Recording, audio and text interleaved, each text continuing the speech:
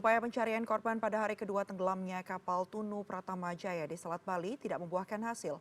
Ombak yang tinggi membuat proses pencarian tidak bisa mencapai lokasi tertentu.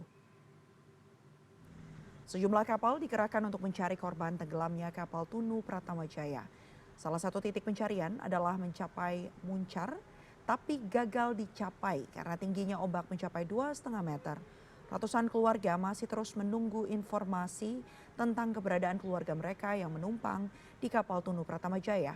Banyak yang memutuskan menginap di posko yang terletak di Pelabuhan Ketapang, Banyuwangi, Jawa Timur.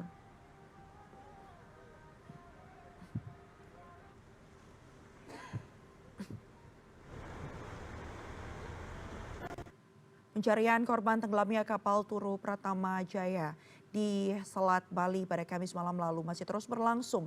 Dan untuk mengetahui perkembangan terkini, kita sudah terhubung bersama dengan jurnalis foto CNN Indonesia, Andreas Wicaksono di Banyuwangi, Jawa Timur. Selamat malam, Andreas. Ada satu kabar kurang menyenangkan di mana di hari kedua pencarian ini terdapat informasi tidak membuahkan hasil. Artinya tidak ada korban yang ditemukan hari ini.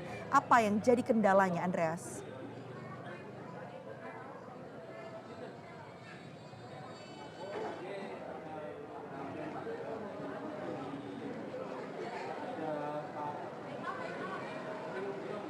Silakan. Selamat malam, Mevri.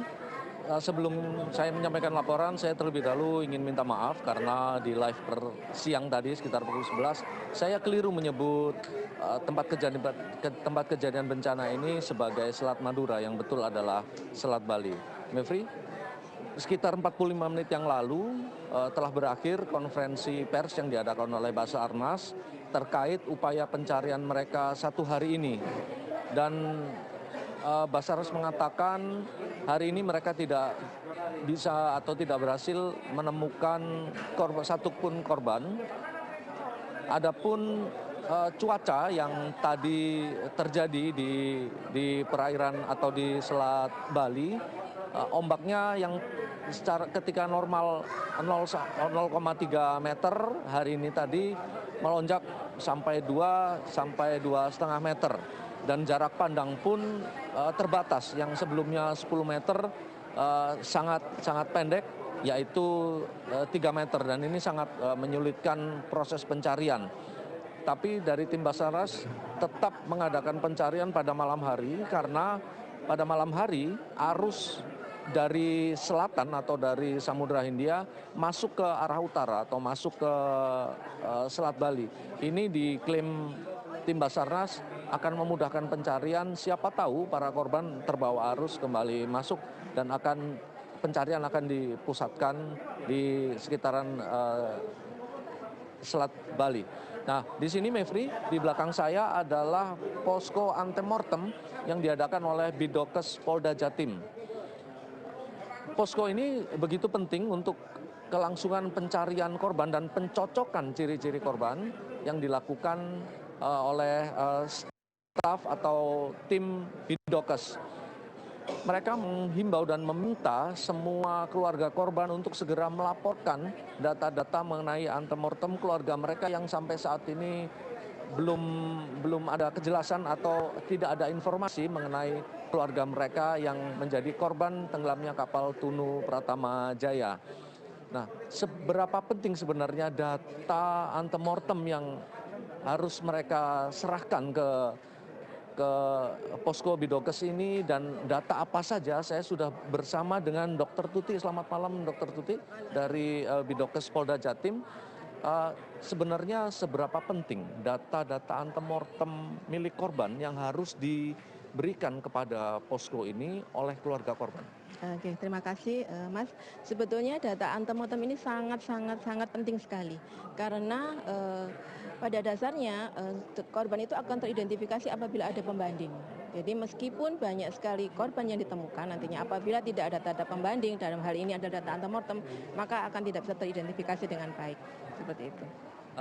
Kemudian sejak kapan posko antemortem ini dibuka? Apakah beberapa hari setelah kejadian atau pada hari itu juga? Oke, jadi begitu ada kejadian suatu bencana, maka kita akan tindakan pertama adalah segera mendirikan posko. Di sana ada posko antemortem, di mana posko antemortem ini merupakan tempat pusat pelaporan keluarga yang menyatakan bahwa anggota keluarganya menjadi korban pada bencana tersebut. Kemudian data apa aja yang harus dibawa dan diberikan kepada posko?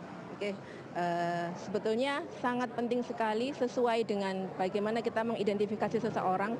Jadi berdasarkan sidik jari, berdasarkan susunan gigi geligi, berdasarkan juga susunan DNA, kemudian juga berdasarkan kondisi medis. Medis di sini dalam artian adalah ciri khas, entah itu rambutnya, kemudian tato, bekas operasi, kemudian juga properti. Properti adalah bagaimana kondisi jadi korban tersebut terakhir dilihat, apa yang dipakai seperti itu. Sehingga kami harapkan keluarga apabila melaporkan salah satu keluarganya menjadi korban, kami mohon untuk dapatnya memberikan penjelasan sejelas-jelasnya, baik secara informatif, kemudian juga membawa berkas-berkas. Jadi misalkan kalau sidik jari, maka diperlukan sekali data sidik jari dari korban, bisa didapatkan dari ijazah. Lebih baik membawa yang asli ya, karena kalau fotokopi kadang ada yang samar gambarnya. Kemudian kalau dari gigi geligi, kami mengharap keluarga bisa membawa minimal foto dari korban saat nampak giginya. Bisa didapatkan dari medsos atau foto keluarga atau apapun dah. Kemudian kalau dari DNA, kami harapkan pada posko antemortem ini keluarga bisa membawa data DNA. Apa itu? Yang pertama adalah kalau seandainya korban itu masih ada ayah, ibu atau anak dari atau saudara kandung, maka kita akan mengambil sampel dari mereka.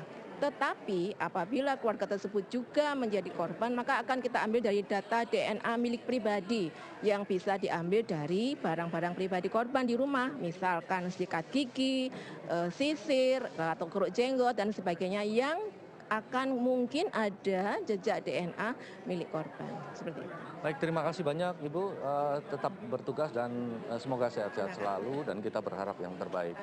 Ya, Mevri, data terakhir yang disampaikan dalam jumpa pers yang dilakukan oleh Basarnas, sebanyak 30 orang yang berhasil diselamatkan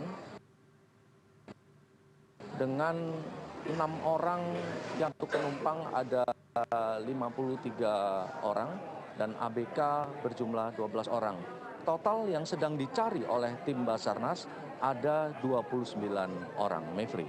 Baik, 29 orang yang masih terus akan dicari dan harapannya tidak ada kendala dalam proses pencarian yang akan dilakukan esok hari.